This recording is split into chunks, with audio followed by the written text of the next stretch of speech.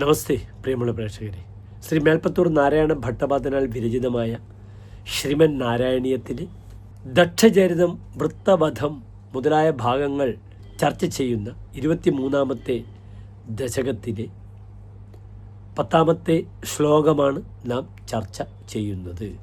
നിസംഭ്രമസ്ത്വയം അയാജിത ശാപമോക്ഷോ വൃത്താസുരത്വമുപഗമ്യ സുരേന്ദ്രയോധീ ഭക്ത്യാത്മതത്വകഥനൈ സമരേ വിചിത്രം ശത്രോരപി ഭ്രമമപാസ്യ ഗതപദം തേ.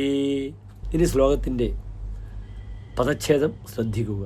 നിസ്സംഭ്രമം തു അയം അയാജിത ശാപമോക്ഷ വൃത്താസുരത്വം ഉപഗമ്യ സുരേന്ദ്രയോധി ഭക്ത്യാ ആത്മതത്വകഥനൈ സമരേ വിചിത്രം ശത്രോഃ അഭിഭ്രമം അപാസ്യ ഗതഃ പദം തേ. ഇനി ശ്ലോകത്തിന് അന്വയം ശ്രദ്ധിക്കുക.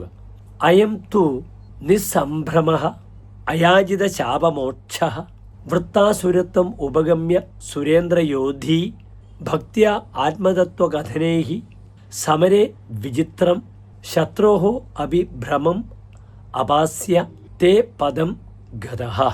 ഇനി ശ്ലോകത്തിൻ്റെ സാരാംശം നാം ചർച്ച ചെയ്യുന്നു, ശ്രദ്ധിക്കുക.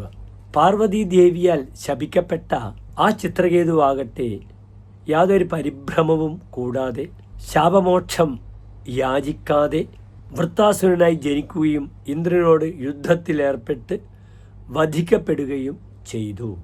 ആ മഹായുദ്ധത്തിലും ഭഗവത് ഭക്തി മൂലം തത്വോപദേശത്തിലൂടെ ശത്രുവായ ഇന്ദ്രൻ്റെ അജ്ഞാനത്തെയെല്ലാം മാറ്റിക്കൊണ്ട് അങ്ങയുടെ മഹത്തായ വൈകുണ്ഠപദത്തിലേക്ക് ഗമിക്കുകയും ചെയ്തു.